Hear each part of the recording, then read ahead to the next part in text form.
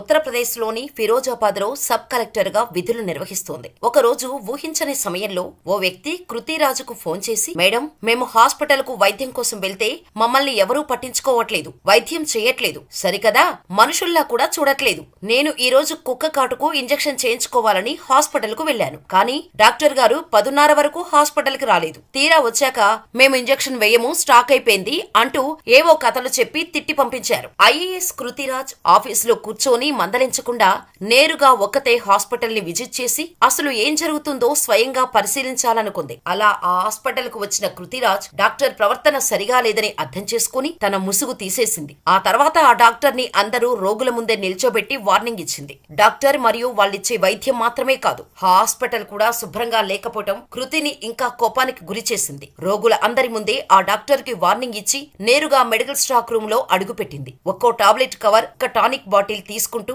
Doctor ముందు విసిరేయటం మొదలుపెట్టింది. ఆమె చేస్తున్న పనికి అందరూ షాక్ అయిపోయారు. స్టాక్ రూమ్ లో అన్ని మందులు ఎక్స్పైర్ డేట్ ముగిసినవే ఉన్నాయి. అన్ని మందులు ఏరుకుంటూ విసిరేయటం మొదలుపెట్టింది కృతిరాజ్. హాస్పిటల్లోని డాక్టర్ తో పాటు ప్రతి ఒక్కరికి వార్నింగ్ ఇచ్చి రేపటి నుండి మొత్తం మారిపోవాలి, వైద్యం కోసం ఎవరొచ్చినా తిరిగి వెళ్లకూడదు, మళ్లీ నేను ఎప్పుడు ఎలా వస్తానో తెలియదు, కానీ వచ్చినప్పుడు మళ్లీ ఇదే రిపీట్ అవుతే అందరినీ పీకి పడేస్తానని వార్నింగ్ ఇచ్చి అక్కడి నుంచి వెళ్లిపోయింది.